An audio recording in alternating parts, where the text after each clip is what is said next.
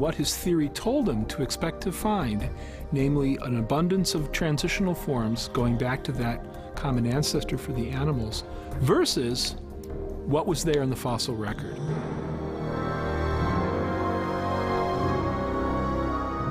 Darwin knew that if his theory was true, the older rock strata directly beneath the Cambrian layer should reveal a progression of fossils connecting simple earlier forms to complex animals like trilobites through a trail of incremental steps and failed biological experiments.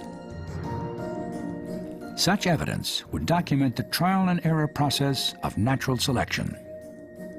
But Darwin says in The Origin, where are these transitional forms? They're not there in the fossil record. What we see instead are fully formed, discrete groups.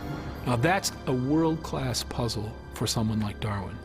And so it's very, very striking, and one can see why Charles Darwin was so puzzled by the Cambrian explosion, because he had enough knowledge even at that time to realize that deep in the Earth history, you just didn't find the animals.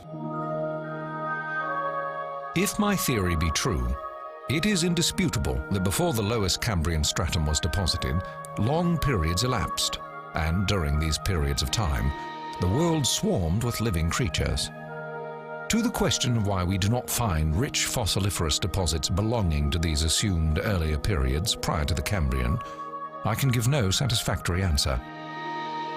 Darwin was deeply troubled by the Cambrian explosion. He called it an inexplicable mystery.